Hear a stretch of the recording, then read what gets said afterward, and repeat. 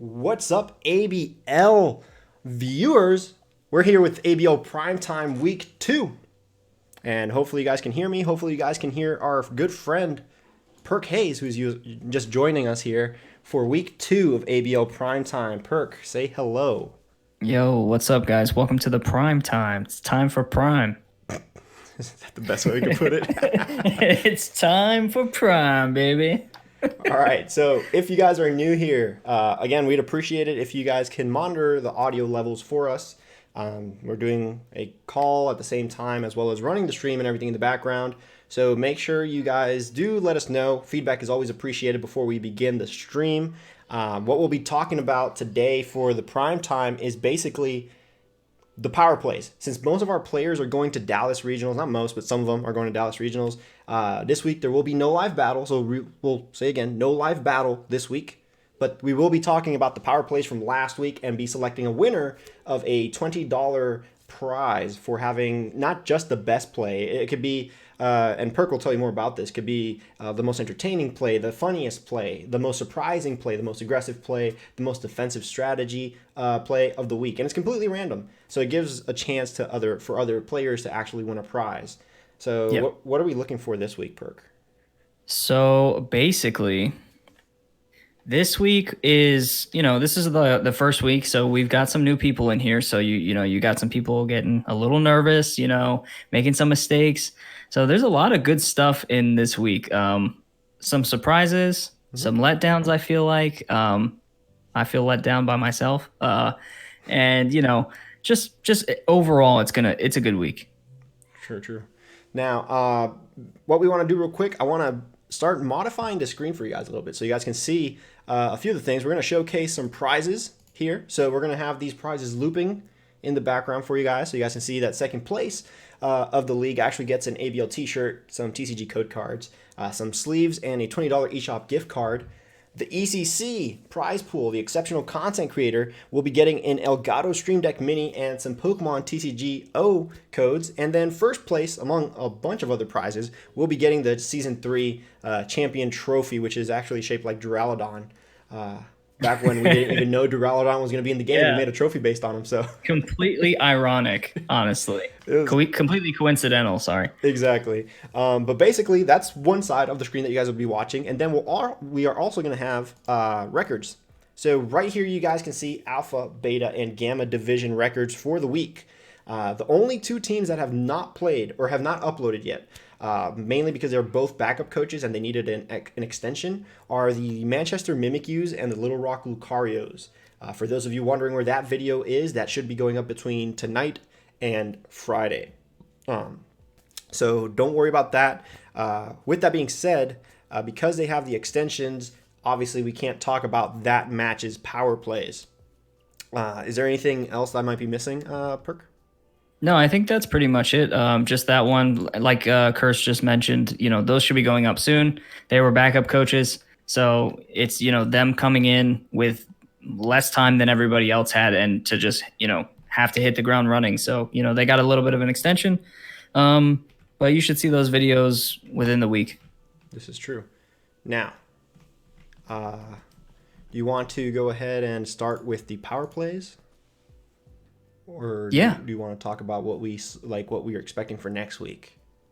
I don't know. So we can start with the power plays. All right, that's perfect. Sounds good with me. We're going to start talking about these power plays. We're going to start off with my match. Before we go on and move ahead, we're going to find my match here for you guys. And I'm going to put you guys right about, I don't know where I should put you. I don't even know where I should put you guys. Maybe right here. Right? Does this work? It's not working now. This is great. Technical difficulties galore, brother. You gotta love it, dude. There we go. It pops up now for no absolute reason. But anyways, let's start talking about this game because this is really this was covered during last week's prime time. It was my team, the San Juan Frokies, versus the Phoenix Soul Rocks. I obviously was streaming it, so I didn't know what the commentators were saying. But now watching back the stream, I watched last week's prime time, of course, after the battle, and I heard everybody wondering what I was going to do with the Zatu lead. I know you were saying Tailwind.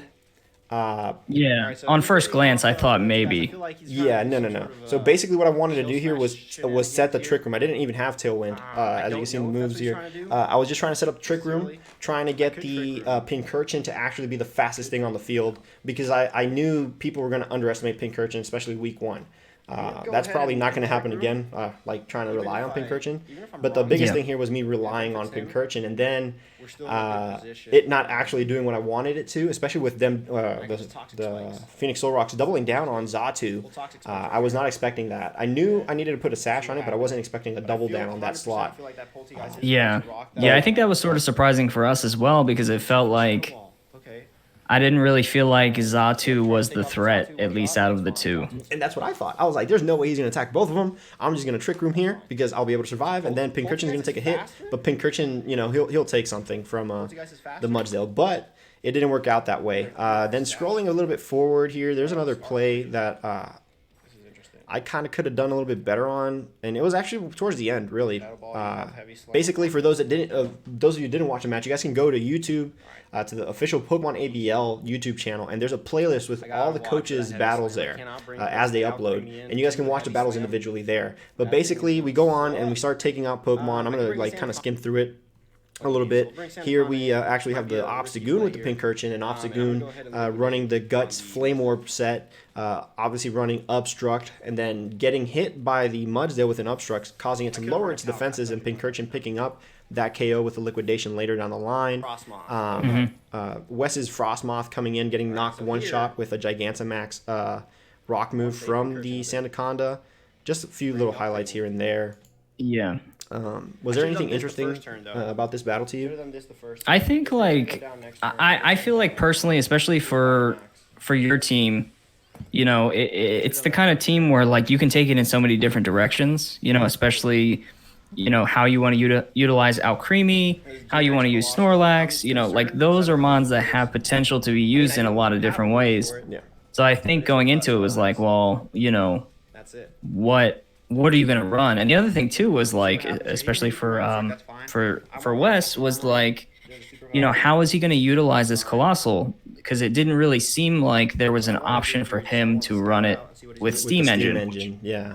Which generally speaking, I think is probably the best way to run it. 100%. I agree. It is the best way, and you can hit it with the fire type move too. It doesn't have to be a super effective water type move to actually trigger Steam Engine. It just can't be. You can't hit yourself. So yeah, exactly. So I mean, I was really banking on him doing that, which is why I wanted to lead with the Trick Room right off the bat, and then try to like rush through the rest of his mons.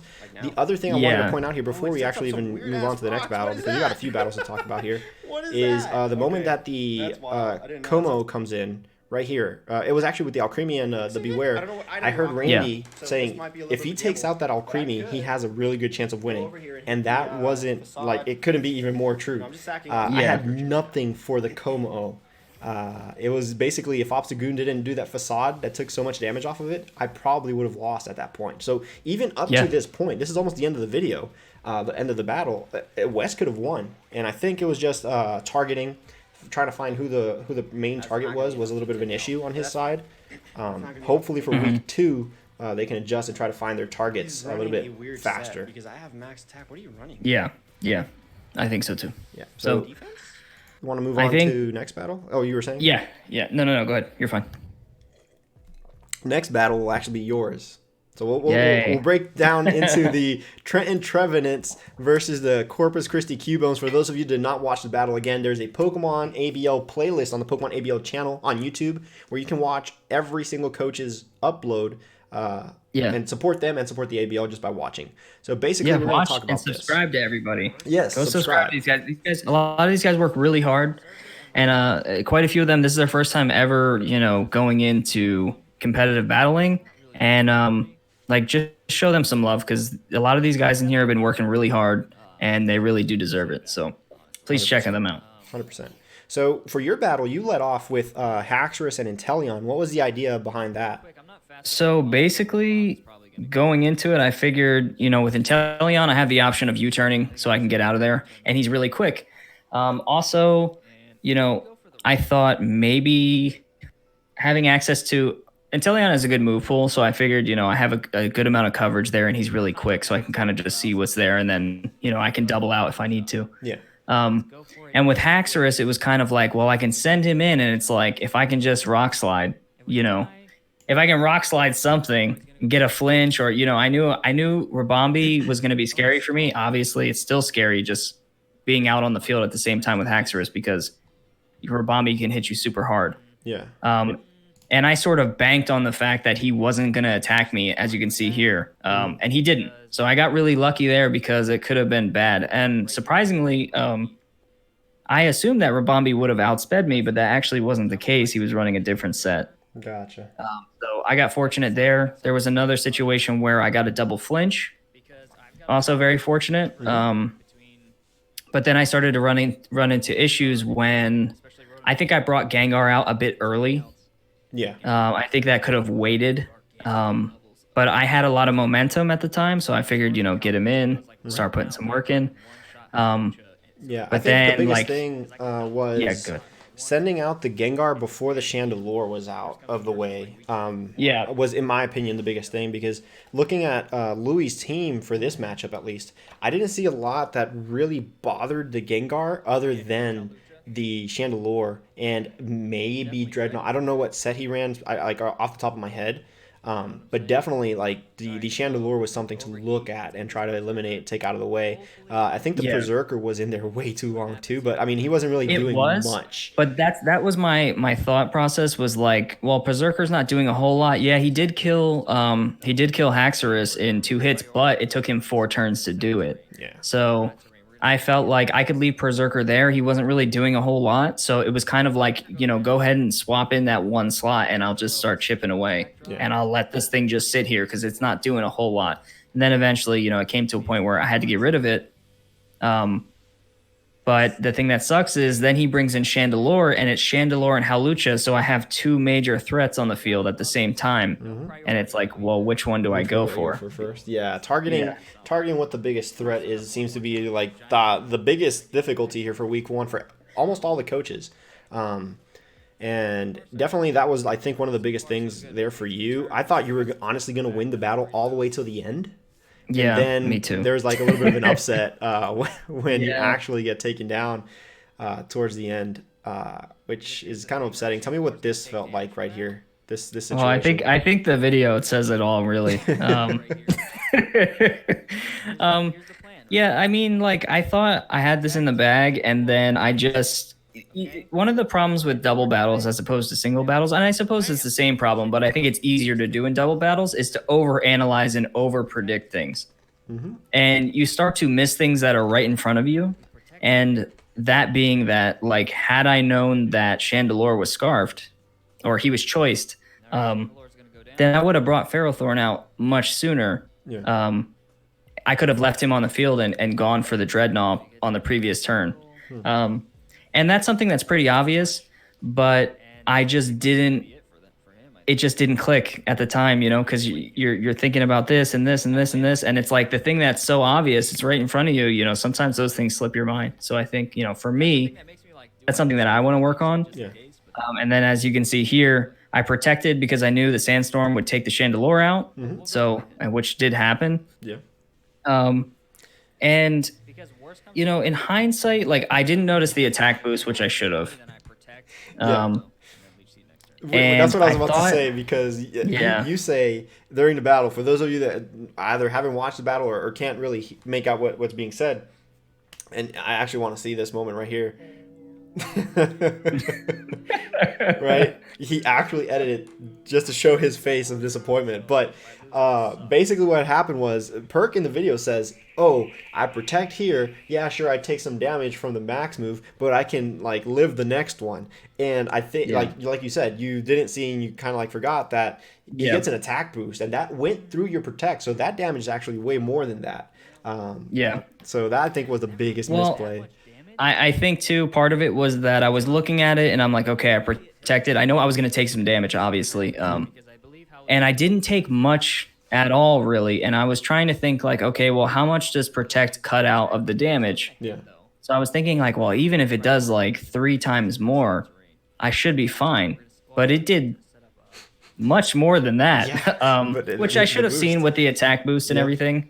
But honestly, at that point already, the game was lost. Yeah. I think that if I was going to win, it was going to have to happen the turn before that when Inteleon was still on the field with Rotom. Yeah, So 100% agree.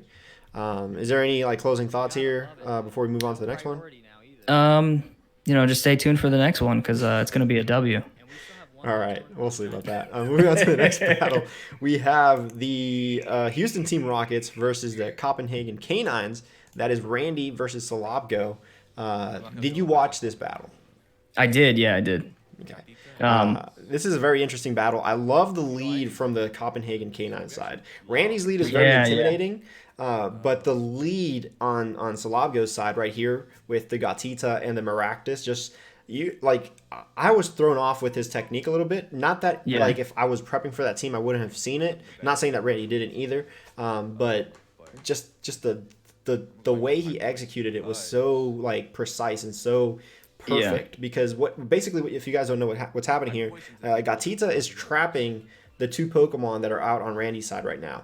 And the strategy that Salabgo is going for is he's going to switch that Gatita, bring in the Torkoal to get Drought up, to then go for a Weather Ball from the Maractus into the Vikavolt slot, which is a which was great awesome, play. honestly. Yeah. It was a really good play. And It's I think, a very good too, momentum starter, too. for Randy, I was really surprised about like how much damage Hyper Voice did. I was like, whoa, Yeah, that that's thing's a beast. insane. Yeah, Heliolisk is a beast. Hyper Voice is just something crazy. Like whenever you have to deal with that thing, it's just going to be way too much to deal with. But and here's the play right now that we were just talking about. But in return, when this play does happen, I feel like Randy just like goes crazy and tries to redeem himself and goes brutal on Salabgo. Yeah. Because I don't know, Randy's a really nice guy and everything, but he does like to like get really competitive. But like, there's the hyper voice that you were talking about. That was one hyper voice. Like that Torkoal is pretty much useless at this point. Torkoal can't use Eruption anymore because it's not going to be stronger than Heat Wave. Maractus is on a limb and it's not super fast either. It might have Chlorophyll, I believe, right? One of the abilities, so that's why the drought and like the sun and everything, maybe. Yeah. But yeah, no. Yeah, he's got good weather synergy on his team, so like. Yep, but Randy knows that, of course, and goes into the Gigalith, sets up the sand. Very good plays from both players here. I think this was one of the more, I guess, competitive matches, in my opinion, like strategy-wise. I think this was one of my favorite battles of the week. Yeah. I'd put it in my top 3. Okay. Mine being the first. No, I'm just kidding. But no, this was one of my favorite ones to watch. It was really, it was back and forth up to a point. But it was fun to watch because there was a lot of technical play happening, and a lot of like just not like surface level strategy, I would say. No, so it was definitely a fun watch. Yeah, no, I 100% agree, and it's just like we were saying, like the level of strategizing going on in both sides on this battle specifically was just top tier. Like to open up week 1 where you don't know much of your opponent, you don't know what your opponent usually carries, you don't know why necessarily they drafted certain mons. You're just kind of like testing the waters. This was a great opening match, and it's only going to get better if, let's say, Randy continues to get wins, because for those of you that probably missed it, Randy did get the W here. You guys can see the records down below. They're actually, scrolling past. Randy does manage to secure the win, but if Salabgo continues to like up his record down the coming weeks, they can meet up again because of the way the dynamic shuffle system works, where basically in this league, every 4 weeks you get a new schedule and it tiers you up. It moves your division around to play with people of your same skill level, same win-loss ratio. So it'll be interesting to see if they both like battle again throughout the league and see how their strategies just change after this first matchup. Yeah, I'm definitely excited to see how they change things up, going forward, because like, especially for like Randy, he still has a whole like weather squad of like a rain squad that he can run, and Salabgo, he's got a ton of different options with his team. I mean, he's got a lot of really cool synergy potential there. So it'll be exciting to see like what they do moving forward, especially because like you said, this is the first week. You can't go back and watch the tape. There's no, seeing what your opponent runs, what they usually do. There's none of that. So you're going in with no prior knowledge. So next week, I expect to see a lot of different things from people. Yeah, definitely 100%. So let's go ahead and move on to the next battle. And we're going to go ahead and open up Tai Chichu taking on the only team that matters. That matters. Wait, let me get a better take on that. My bad. Let me put some respect on that. Taking on the only team All right, so that matters. But no, Tai Chichu taking on Kyle, and honestly, this was one of the matches that I was anticipating the most. Like me personally, I was anticipating this one the most. I think the prior one that we just talked about, Houston Team Rockets versus Copenhagen K9s, it was the most, like, they both clearly had some experience in doubles, and it showed. Here, this was one of the ones that I was most interested for, mainly because we know Kyle. We know that Kyle has been battling for a while now, and we're having one of our newer coaches in Teichichu come in and take on Kyle. And I was interested to see how this would play out. And it's a very, very interesting match. And the way Kyle opened up, just like we saw a lot of that this first week, which was where coaches would just start off strong, trying to build that instant momentum. You know what I mean? Which is great. Yeah. It's coming off of a lot of people that play singles. Yes, that, like, you build that momentum, you keep going with it. And Kyle opening up, I believe he opens up and just Dynamaxes right off the bat. Correct? Yep, first turn. Yeah. And here it is. Like, it's just wild, because what do you do now? Like, it's a Gyarados. First off, Gyarados is crazy, and it's super so hard to get out of this position. Even being a more seasoned player, like, it's tough. It's a tough position to deal with. There just isn't a lot of answers for it, honestly. I mean, it's so strong. It can run Moxie, it can run Intimidate, and you don't know which one it's going to run because they're both very good. Yeah. That's unfortunate. And I mean, setting up that with Ice Cube, I mean, like, Ice Cube is already a threat if you have physical attackers on the field. Obviously, he was anticipating the Dracovish to come out, most likely. And Dracovish, you know, as good as he is, he can't kill Ice Cube in one hit, and it immediately becomes a problem. Yeah, for those of you that don't know Tate's team. the Ice Cube situation, like, if you hit it with physical moves, you're just hitting the block of ice. You're not hitting the Pokemon at all. You might want to go for more of a special attacker to go towards the Ice Cube so you can actually get some damage on it. But I think the one thing that could have helped Taichichu here probably would have been, I think she drafted Sigilif, if I'm not mistaken. If she would have started off more Pico Sigilif, right?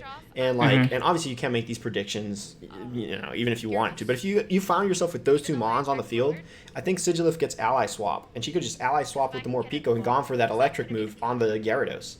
At least chip some damage onto that, being quad weak. But honestly, it's such a tough opening for her. Mainly because that Gyarados, after it did the crazy amount of damage it did to Morpeko, it's going after the Dracovish. Kyle knew what to target here. Like, let me make sure that guy is weak so it doesn't take down my Gyarados. Let me make sure that I take down the Dracovish, which is going to be a problem later. And then let me go get a belly drum on my Ice Cube, which is it's just crazy. And this is going to become a huge problem. And Ice Cube dominates this match in a lot of ways. I mean, it sets up with the belly drum, and then it just starts going for Icicle Spears. I believe Icicle Spears, right? Which is a multi-hit move. And I mean, these things are chunking like half health hits.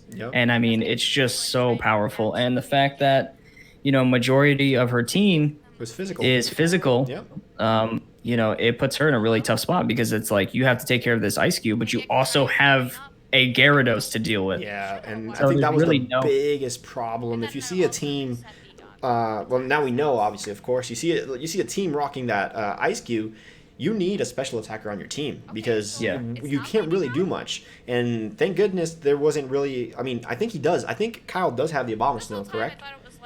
Drafted? Yes. Because he will have Hail at one point. So even if you do take care of the Ice Blockhead, it's only going to come back in Hail, right? So it's that much more of a problem. So any single time you're going to go ahead and battle in Ice Cube, you got to bring a special attacker. And I think it's just good to learn from experiences like this, but it is definitely one of the more one-sided battles for sure. Yeah. But I think too, you know, it's like we said previously, it is the first week, and for some of these coaches, it's their first time doing double battles in a draft league ever. And I think, like, it's definitely a learning curve, and I think, like, there are some plays here from Tay that are really, really solid. Like, I believe, is it this one? Yeah, Scarbador. And we might have already passed it, but either way, there's a couple here from her that show a lot of potential. So I'm excited to see moving forward. Oh, no, you know, as she definitely. gains more experience to Definitely, see, you know, what she can do with her team. You know, and it wasn't like it was just completely like one-sided out of the blue. I'm playing a person that has never played Pokemon before. It was just unfortunate the way that Kyle got the opportunity to set up, because if it weren't for the setup, I think this would have been a much closer match for sure. The fact that thing had a belly drum on it, the fact that Gyarados started with an Airstream for speed priorities, you know, like it's just crazy. It's a crazy good start to say the least. But ultimately, as you guys can tell, based on the record, the Miami Dawn fans do get the win, and then the Dittos do start the league off the season with a loss. You ready to move on to the next battle? Yeah. All right. Next battle we have here, we have ABL Week 1. This is Lantern Joe. I do not remember off the top of my head who they were battling. They didn't put the layout up, so it doesn't help me much. I think this was with a backup coach. Yes, this is Lantern Joe versus the Vancouver Corviknights. Tornado. So it's Tornado, correct. So it's in case you guys wondering, the Vancouver Corviknights versus the Everton Empoleons. Yes. For Week 1. And here, I don't know if you watched this one. This one was not necessarily one-sided, but it definitely was a little bit of a scary a moment for Lantern Joe and the Everton Empoleons. SVT Tornado, the Vancouver Corviknights, lead off with this really good Rotom Dugtrio lead. And basically, the whole strategy here for the beginning portion of it, of course, is, you know, Rotom has Levitate. You know, let me just go for Earthquake, pretty much. With Dugtrio, which we've seen this combination happen a lot back in Season 1 and 2 of the ABL, since it was on Let's Go Pikachu and Eevee, I know, right? But there was no abilities. You just had a Flying type and a Dugtrio or something with a strong Earthquake and just hits everything but your Pokemon. But if it ain't broke, don't fix it, right? But it was a very, very strong lead. And you're going to see right here, obviously, the Luki has Levitate. And you see right here that obviously the Reuniclus doesn't. The Reuniclus has Regenerator, I believe. So that's good damage right there. And then the Shadow Ball comes in. And it's just, what are you going to do? Like, that thing is chunking you down, and then Shadow Ball just finishes you off. I got to say, for a mon like Reuniclus that's so tanky, I guess I understand because he goes for the Calm Mind, so you don't want to Gigant or Dynamax first turn, but if I'm not mistaken, he doesn't Dynamax at all. If I'm not mistaken, this is true. Yeah, like I don't remember seeing him Dynamax the Reuniclus. And I thought it would come next turn. And maybe he thought that he'd taken too much damage to do it, and then wanted to, you know, double out and then bring it back in when it had some more health. Yep. Which is definitely understandable. I could see that for sure. But Joe had a hard time getting things going on this one, and this is the other thing too. Joe is a newer coach. Yes. And Tornado is in and has participated in multiple leagues in the past. Yeah, and up to fairly recently. I think he's still actually participating in multiple leagues. With that being said, it was a great showing. And for those of you that don't know, the Vancouver Corviknights are actually a backup coach. They are like taking in. They didn't even draft this team, which is even more surprising. You know, we're not talking about like your team, my team, or Randy's team, or Kyle's team, or Teichichu's team. They all had their team since the moment they drafted. And they had since December all the way to this first week of January to set up these teams and see what works and what doesn't. The Corviknights had, 2 days? Because it was a last-second dropout, and they're like, we'll pick up the team, and we'll go ahead and battle. So for them to come in and with like maybe 2, maybe 3 days to set up when their opponent had a whole month and a half to do so, it definitely goes to show how good of a trainer they are, how good of a battler they are, and how competitive they're coming. They're hungry, you know what I mean? Like they want to get that Duraludon trophy, you know what I'm saying? Yeah. Also, another thing that helped him too, and if you watch Tornado's iteration of this, he gets a double crit off at one point. Yeah, he does. And he's just apologizing. He's like, dude, I'm really sorry, you know, like, because we all know like crits happen. But it's like, man, to have it double up on the same turn is just really, really a bummer. It is very unfortunate for sure. And I remember seeing this. I remember him going like, "Oh my God, I'm so sorry, Joe. I'm so sorry, Joe." Like I remember most of the video from there on just goes like, "I'm so sorry," because it mattered a lot. You know what I mean? Yeah, it like did. it did. Like it just crippled the rest of Joe's team. Joe having a really hard time trying to position and get his footing back. He eventually does, a decent job of at least, making sure that he's still alive. You know what I mean? And hey, I'm still here. But ultimately, this was one of the more one-sided matches from the start. Like it just started off super strong from Tornado's side.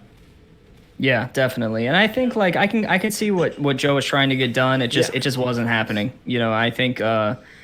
And I think we've all experienced it before. Sometimes you go into a match and you start off on the wrong foot and you just never catch your footing, and then it's over before you know it. Yeah, it's really hard to do so.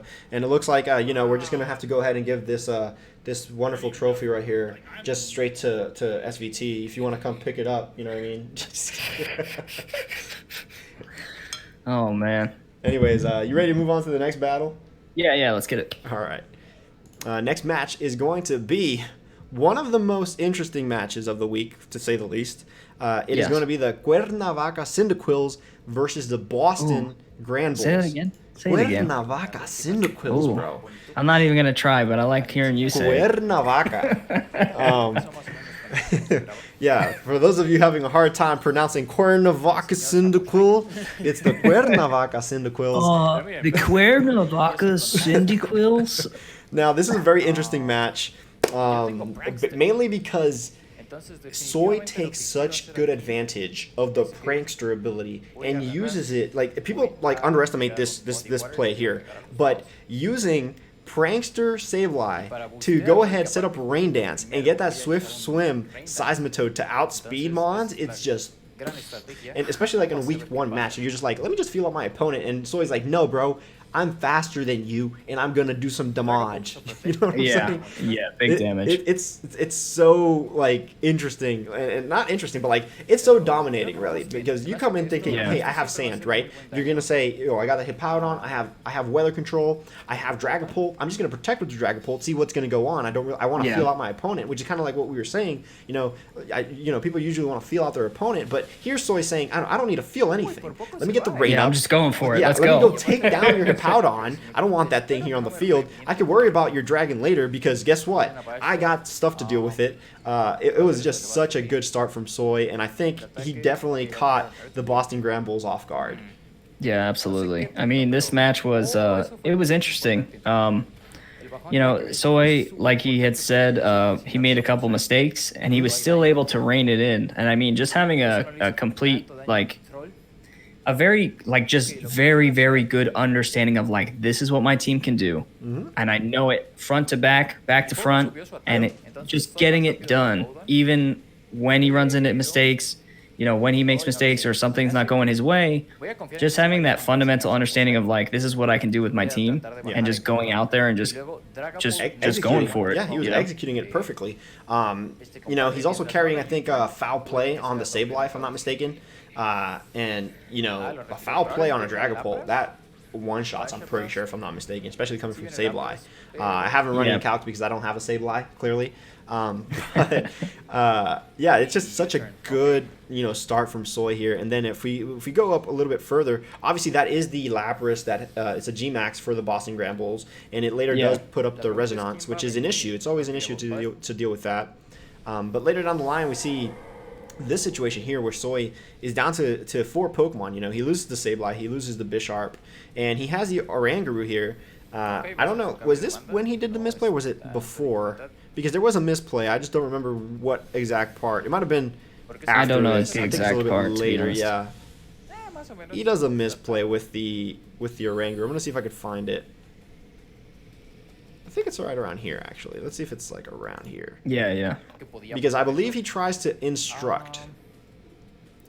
And there is an accident on Soy's part where he instructs the wrong Pokemon. I think here's where he sets up Trick Room, because I really want to show this off to everybody, because it's a very, very, very funny moment, in my opinion. And it's a definite upset. It's definitely very upsetting here. I believe that's Life Dew from the Lapras.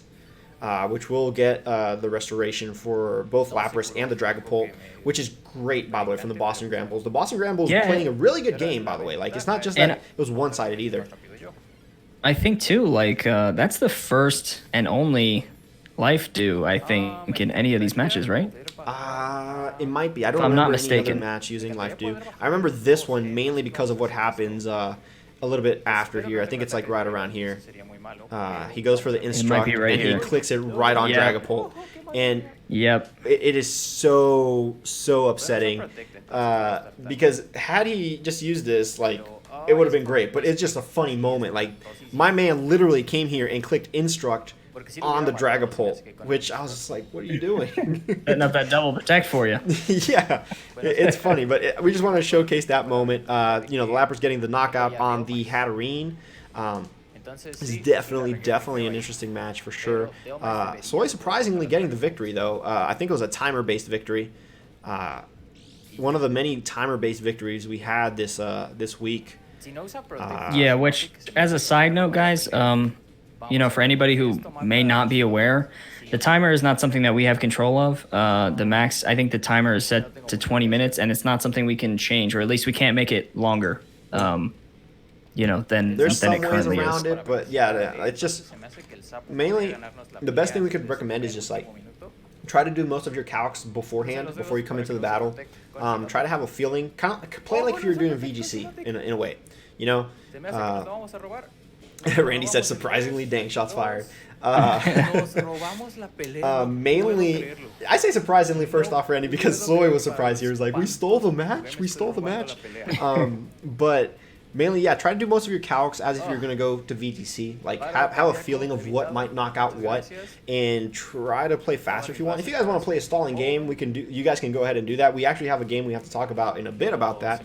But do you have anything else about Soy's match? No, I think it was excellent. Yeah, it was excellent. I love the match. It was fun to watch for sure. Just that when I saw the Instruct, I was like, "What are you doing, Soy?" Also, extra shout out for Soy. For some of you guys who don't know, all his videos are in Spanish, and this man actually put subtitles in manually. Yep. So a big shout out to him for that. That's some supreme effort right there. So, you know, I appreciate it because I didn't know what was going on otherwise. My man's trying to get that exceptional content creator prize. There you go. All right, let's Get move on. exceptional subtitle prize. Yeah. Now we got the next match, which is Lansing Leafeons versus Blackthorn Frogadiers. This is the second to last match we're going to be talking about today.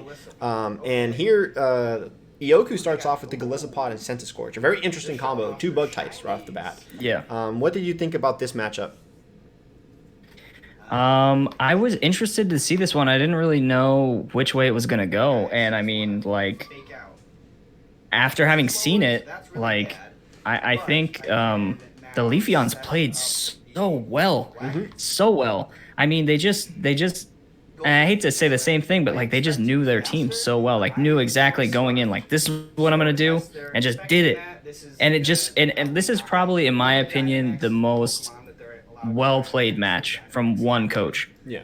And that's not to say Yoku didn't play well, because he did, but it was just, it's similar to the Lantern Joe match where once he sort of lost his footing, it was kind of hard for him to get back into it. And I mean, as soon as the Leafeons got that momentum, I mean, they just kept on top of it constantly. And it was just, there was a lot of high-level play.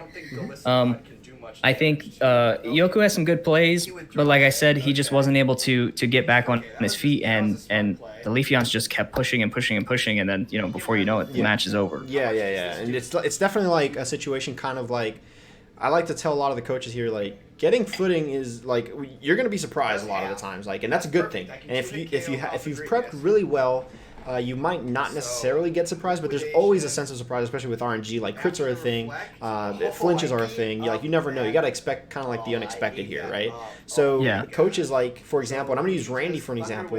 When, not saying it was necessarily a surprise, but when the Vikavolt went down, he might have stumbled a little bit, which he really didn't, because that Heliolisk definitely carried the weight of that loss with the Hyper Voice. But he quickly adjusted. He's like, oh, well, crap, this thing's down, so let me see what I'm going to do to compensate for the fact that I just lost Vikavolt. You know what I'm saying?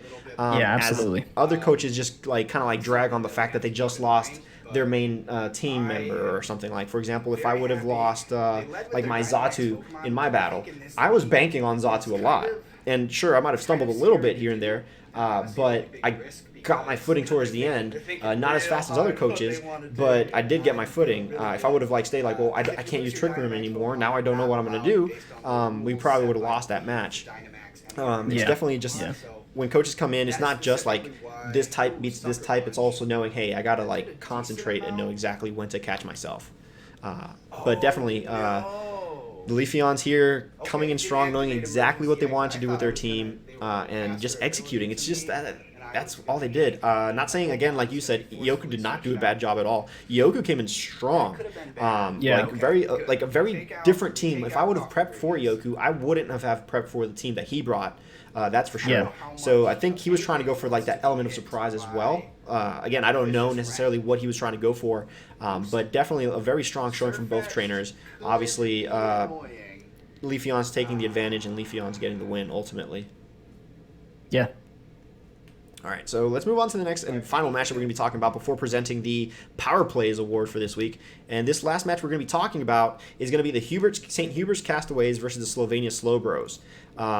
Now, before we finish off with these guys, I do want to say you guys can watch all the battles and the battles we might have not talked about or briefly talked about in the PokemonABL battles playlist. It's on the YouTube channel, PokemonABL YouTube channel. You guys can check the playlist there. It has every single coach's uploaded battle. So basically, you can help out the coaches by watching their videos. Once you're watching their videos, subscribe to them, and then subscribe to the PokemonABL and just like, so that way you guys are kept up to date with everything. Now, for this battle, though, we have the St. Hubert's Castaways versus the Slovenia Slowbros, and this is they are slow. They are very slow. This is the battle where we have to say, guys, timer is a thing. For those of you coming from singles battles and playing a little bit more of a defensive and slower gameplay, not necessarily going to use the word stalling. That's not the word I'm looking for, really. It's just it's really not. It's not really. It's more like of a switch game. Like you're trying to position yourself in a better position. You're trying to get them on you want out. You know what I mean? You can't necessarily do that still here. There's ways around the timer, we know. But right here, you really can't do it, and it definitely goes to show. Basically, starting off the match, St. Hubert's Castaways have the Dusclops Arcanine combo. The Slowbros have the Hitmontop Weezing combo.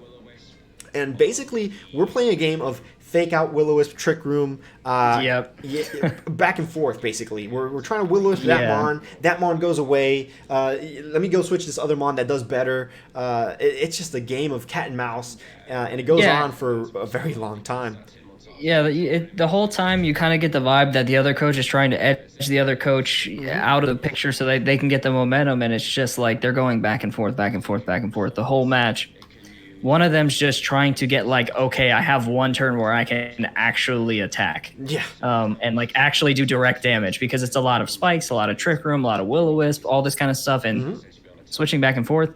And it's like, I mean, it went to timer. It's a long match. The first KO doesn't come in until like the 18-minute mark, if I'm not mistaken. Or maybe 17, 12. I'm not even sure. It's like really far into the match until the first KO even comes out. And then it comes to the point where like one team has 2 Pokemon burned. The other team has like 2 Pokemon toxic poison almost because of the toxic spikes. It just goes into a very interesting position that if the timer would have been longer, it would have been very interesting to see which team would have won. It would have been very interesting to see how the teams would have adjusted to the length of the match, or see if anybody would have gotten tired of switching on, just said, you know what, just whatever, just burn my Pokemon, or just take me out or whatever. But it was definitely, this is one of those matches where you have to have not determination, I forget the word, resiliency. Resilience. Yeah, you got to be resilient in these matches. It's like going to the regionals and about to play 10 rounds of 10 Swiss rounds and just getting tired after the first 4 or 5. It's something like that. Like you got to know when you're getting into matches like this, you got to find a way. I'm surprised I didn't see more taunt. I haven't seen taunt from anybody. At all. That was kind of surprising. But I think too, it's like because it's the first week, you don't necessarily know how people are planning on using their mons. Yeah. Not to say that it's not still surprising to not see, but I think too, a lot of people this week I felt like a lot of people were going for that element of surprise, and they weren't going for the, just obvious plays, I guess. Yeah. It definitely feels that way for sure. But again, for those of you that don't know how this draft league works, it's a doubles format draft league, so that means it's a 2v2 doubles format, of course. But you are bringing all 6 Pokemon all the way up to playoffs. Once we get into the playoffs, it goes into full VGC mode, where you bring 6 to like the team display and the team preview, and then you pick 4. And then you battle with those 4, and it's a best 2 out of 3 to determine the winner. So the in-game draft league kind of like meta is going to change a bit once we get down there, because a lot of these teams aren't really suited for that type of play style, which is going to be very interesting. Because a lot of teams don't have multiple modes. I think if there's only one team here, or there's probably more than one, but one obvious team that has multiple modes is Randy's team. You pick a team like Randy, he has 2 weather setters, or actually, does he have 3? No, he has 2. I mean, he can set weather with a bunch of other Pokemon, but he has 2 like ability weather setters, and then he has the complements to those Pokemon. He has Pokemon that do good in Sandstorm. There's Pokemon that do good in Water. So it's definitely like, should they make it to playoffs, they'll have a lot easier time, I think. And a lot of these coaches, as the season continues, they have to start getting to know their team a lot better and knowing which combinations of Pokemon work together, which ones complement each other. Because as the season progresses, these trainers are only going to get better and better, especially because of the dynamic shuffle system, where again, every 4 weeks you get sent into a different division with people of your same win-loss ratio. So it's going to be very interesting to see, like, let's say a round 6 where Randy's battling Kyle or something like that, to say an example, or where Taichichu is battling Lantern Joe, or somebody that this week, for example, did more or less on the same level, or where you and I are battling. You know what I mean? Like it's definitely going to be interesting to see how this all progresses. So I'm not going to be able to get away with trick rooming, not anymore. If I trick room once, I will lose. Do you have any final words for this match? So what I'm going to do? No, this no. match is sort of this match was just. It's just crazy. Yeah, I mean, like, I think I've said all I have to say on it, really. Yeah. It was definitely, it's kind of one of those matches that, maybe somebody who's new to competitive battling would be like, oh, this is boring. But I think for, those people who have some prior experience, some knowledge watching this fight and seeing all the technical aspects of it and the counterplay, that was the exciting part, I think, for me. Yeah. No, definitely. It was a good match nonetheless. It was just definitely like one of the longer matches. And again, like we said, it comes out, and I'm going to actually show you the trainer cards right here to finish off. It goes down to timer, and one of them still has 4 Pokemon, which is Honest Pokemon Trainer. The other person has 3. So it literally goes down to a 1 Pokemon difference in timer, and it was just halfway through, pretty much. So yeah. It was definitely a long match, and there's Honest Pokemon Trainer. They're saying that he was just waiting for Araquanid to clear up. And yeah, I mean, it paid off towards the end. They did get the win. But now, do you want to talk about who won this week's Power Play? Yeah, so okay. So the winner, I guess I'll just announce the winner, and then we can talk about why we picked that one. Okay, well, announce the winner first. So the winner is going to go to Soy Salamonster, the man, the myth, the legend. He's going to take home the grand prize of $20 for this week's Power Play. And I'm not even going to say your team name because I can't. Cuernavaca Cyndaquils, my friend. So what do you think? So part of the reason that we decided on this team, I think, is as it's specific moments, and at the same time, it's the entire battle itself. I think that, like we said, we wanted to have a prize that we were able to give out to anybody, so that it wasn't always going to like, oh, well, this person is the best, so they're going to win it every week. That's kind of boring, and we want everybody to have a chance to win something. So I think, our limitations of like what we pick for the power play, it can come down to really anything. If it's a funny play, if it's a mistake. In this case, it's multiple things. It's making that instruct mistake, which was, pretty hilarious. Yeah. But then still bouncing back from that and still winning. I think like just the whole match as a whole kind of speaks for itself. It has multiple elements. But yeah, I think that definitely well deserved. No, definitely, and I have to agree with everything you said. You know, like the fact that they won the power plays is not because they won the match. It's not because their play was superior to anybody else's play. Not necessarily. I think we could argue that there's a lot of other plays that were a lot better, even from the plays that we were watching just recently with Honest and Maralt.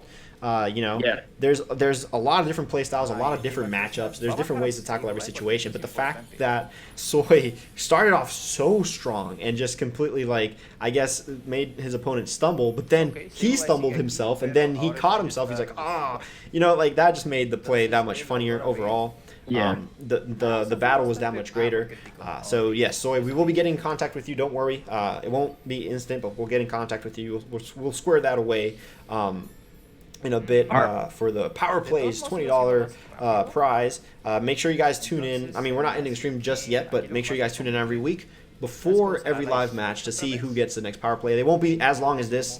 They'll probably be like a quick, oh, what did you like about that play? What did you like about that play? And here's the winner, and then the live match. But just for today, since everybody's going to Dallas this weekend for the regionals, we wanted to make a little bit more of a focused on power plays prime time. Now, with that being said, do you want to know the matchups for next week?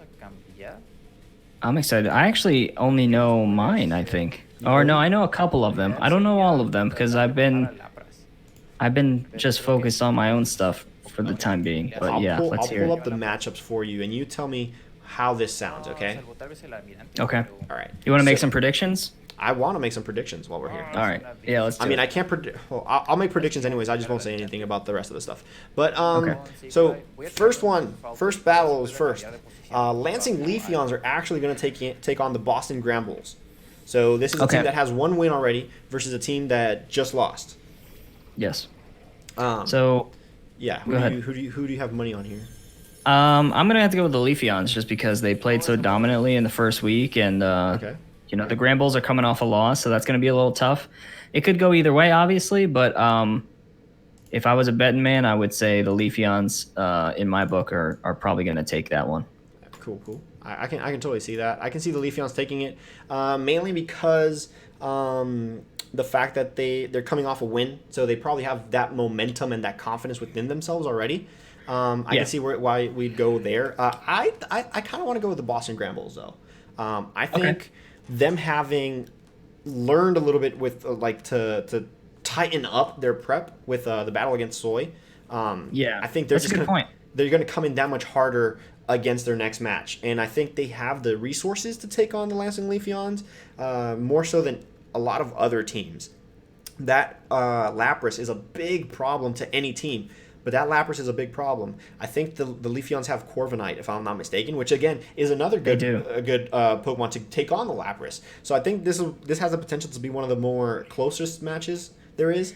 But I want to put my money on the Boston Grambles, mainly just to go against you. But yeah, it's going to be a fun match nonetheless. Yeah, for sure. After that, we have the Blackthorn Frogadiers versus the Phoenix Solrocks. Now, these are two teams that have a loss. So there's going to be a team that gets a win here. Who do you have? Well, I'll go first this time, I guess. Okay. I think the Blackthorn Frogadiers are going to get the W here for sure. So I actually agree. Reason being is I think that I could see where they were trying to set some things up in their first match, and it just quite didn't work out. But I think like the potential is there, and I think like this will be a good chance for them to come back strong in week 2, and really show what their team can do. I think as far as the Solrocks go, I mean, you played them the first week. They played pretty well. They played, it came down to like a 1 differential. Yeah, it's a 1 differential. So they did play well, but I think that they're still not necessarily utilizing their team to the max potential. And I'm wondering if they'll be able to by week 2. So that'll definitely be a interesting match, honestly. I have to agree with that. And the Blackthorn Frogadiers have just so many resources that they didn't use in week 1 to deal with the Phoenix Solrocks. Like, they have Milotic. They have Flygon, just to name 2. Like, those 2 mons alone are really good against the Phoenix Solrocks' team. But yeah, I'm going to have to go Blackthorn. We both agree with that. Moving on to the next one, we have the Cuernavaca Cyndaquils versus the San Juan Froakies. These are 2 teams that have a win. I'd be kind of dumb to not go with myself, so I'm going to say I think I'm going to win. Okay. What about you? Like, what do you see happening in the battle? So I would say, assuming that Soy doesn't decide to instruct you, that most likely I would say Soy, just because he played very well, and I think had he not made the mistakes that he made, he would have had a more dominant outing. Yeah. And I think it's a tough call, because I still feel like, with your team, it's difficult to know, because like I said previously when we talked about your week 1 match, it's such an unpredictable team because there's so many different ways you could take it. So I think I would say Soy, but I would say barely. Okay. Barely. So I'd say it's about even, but I'll say Soy, just. Well, it's my team, so I could talk trash, right? So I'm gonna beat Soy, man. I'm gonna beat him because like it's the same on Frokies. That's the way we froke. But no, I think it's gonna be a tough match. Like honestly, no jokes. It's gonna be a really tough match because he has a slow team that can benefit from Trick Room. I have a team that doesn't necessarily just run Trick Room, but they do well in Trick Room. So it's not like I don't have necessarily the slowest mons or the best mons in Trick Room, but I have Pokemon that like if Trick Room pops up, I'm not that bad. You know what I mean? Yeah. So it's gonna be a tough match. It just depends on sets. I think it's gonna be a match that does depend a lot on sets and on what Pokemon come into the field, and that's it. But I think I'm gonna win. I think I'm gonna do good. Moving on to the next match, it's gonna be the Miami Dawn fans versus the Little Rock Lucarios. We don't know much about the Little Rock Lucarios. They are a backup coach. Their battle has not gone up because they needed an extension because they took on a team last second, of course. It's going to be interesting. This is going to be like a week 1 all over again here.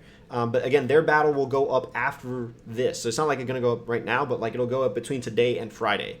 And then they'll be pretty much caught up for week 2. It's going to be interesting. I'm just going to go ahead and say I'm going to go with the Miami Dawn fans because of their dominance week 1. I've been taught to never bet on the winning team. Never bet against the winning team. I think Miami Dawn fans. We have to go with Kyle really because just we don't really have any knowledge on the other team yet, and Kyle has been so good. We'll just go with that, and then there's not a whole lot we can really say. And then next matchup is Dashing Dittos Taichichu versus the Houston Team Rockets, which is Randy. Who do you think is gonna win? I think. Oh, this is tough. Randy is so good, and I think. Okay, so I think if Taichichu preps properly, she can definitely win. But it's tough to prep against Randy's team because he can take it the rain route, which he's probably not gonna do, because you don't want to help the Dracovish. But at the same time, that could work to his benefit because if she looks at it and goes, well, he's not going to run that, and then he runs it, well, then you just prep for the wrong team. So I think it's going to be tough. I think Randy has the edge here just from experience and things like that. But I think that this might be that match that, we see something that we weren't expecting. Totally. I'm going to go with Randy as well, but there are things that need to be looked out for, because I have to click here on the Dashing Dittos to see their roster entirely is it's like if Randy decides to go the rain route, like you said, there's a Dracovish and there's a Ludicolo with Swift Swim. Granted, Barraskewda gets Swift Swim as well and is faster. But Ludicolo getting access to Fake Out is an issue. There's Pokemon with good defense with like Avalugg, but Barraskewda gets close combat. So I think it's gonna be really dependent on what Pokemon come in from Taichichu's side, but I don't really see a lot that benefits from either of his weather that much, other than just maybe a little bit of rain here. She could also bring in the drought to deal with weather control. But Mimikyu's I think the biggest threat here is that Mimikyu, maybe Escavalier being another issue. Other than that, I think it's going to be a win for Houston Team Rockets. Yeah. And then moving on to the next matchup, we have the Manchester Mimikyus versus the Copenhagen Canines, which, again, we don't know much about the Mimikyus, so we're going to go with the Copenhagen Canines until we can see what the Mimikyus have got to bring. Yeah. And then next matchup is the Trenton Trevenants, which is you, versus the Everton Empoleons. I'm going to have to go ahead and say that you're going to win just because you were so close to winning this last week. And mainly because I think your team matches up way better against this team than last week's matchup for you. Yeah, I think last week was pretty evenly matched. I think I might even have had the advantage in a lot of ways. and just squandered some of them. But I think going into this one, when I look at it, there are a couple of clear advantages that I have. One being that his number one pick just, I have the direct counter. So I mean, Yeah. things like that. And then just having played last week and gotten so close to a win and not getting it, I think that I'm ready. This week it's a win. Yeah. And then the final two matches are going to be Vancouver Corviknights versus St. Hubert's Castaway. I think that is going to be a very close match. I think that one, I'm not going to predict necessarily on that one. I think it's going to be a timer match. And if it is not, I'm going to go ahead and say the Vancouver will take it if it's not timer-based. But I think it will be a timer-based match. That's gonna be a really good one because I feel like both teams, performed about on the same level. It's hard to say because we didn't get to see the full match for HBT, but I think it's gonna be, at least from what I've heard so far, probably the closest match. Yeah. And then we got Corpus Christi Cubones versus the Slovenia Slow Bros to close it out. And I am actually going to give the win to the Slow Bros this time. I think they will have what it takes to beat the Corpus Christi Cubones. I think they're going to come back with a vengeance because they're going to want to fix their record. So I think the Slow Bros might have this next battle. Yeah, I would say that's probably accurate. I think Louis will probably play better than he did against me, given that he's now played a match with the team and is probably sitting a little more comfortable because he has the win, which, could be a disadvantage in the end if he gets, too confident in what he's doing, which, I mean, Louis is not necessarily that guy, obviously, but I think that it's going to be a really tough match for him. Yeah, I can totally see that. But, well, that's pretty much it. That's pretty much all we've got so far for the power plays for this week for prime time. Like I said, next week will not be like this. So like we did in week 1, where we focused mainly just on the battle. This week, because of Dallas Regionals again, we are focusing more on the power plays, letting our coaches, focus on Dallas, do their own thing, schedule things around whenever they want. Coming next week, we're going to be bringing you power plays. Will be like maybe 10 minutes. So don't expect to go through all the battles like this. You'll have the divisions in the bottom with the updates, and then whoever's hosting, if it's probably gonna be me again with whoever comes on with me. We'll probably talk about 2 matches, and then we'll jump into the battle for that week. With that being said, do you have any closings, Perk? I just want to say thank you to all the coaches, all the people who are watching. I know a lot of us have had a lot of good success on our videos and stuff like that, and it feels really great to see all this stuff come to fruition and sort of people just really liking it, and a lot of the coaches just really enjoying this, and I just want to say thank you to those guys for working really hard, for helping us out, for sticking by us, sticking with their teams, and just going for it. We really appreciate it. 100%. I have to 100% agree. So guys, with that being said, that is it for prime time.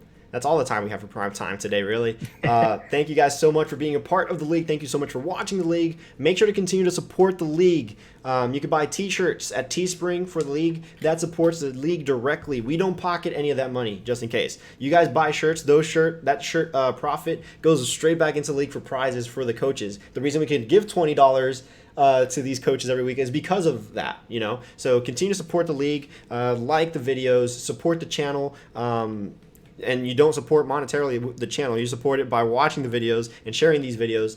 Go to the official PokemonABL YouTube, watch the playlist. That playlist is not PokemonABL videos. It's literally the coaches' videos. So go watch every single one of them. Subscribe to those coaches, like their videos, make sure those things pop up on YouTube's algorithm, and that's pretty much it, guys. Thank you again so much for watching. Thank you, Perk, for being here with me. I appreciate all the help. And we'll catch you guys next week for the next prime time. So with that being said, peace. See ya.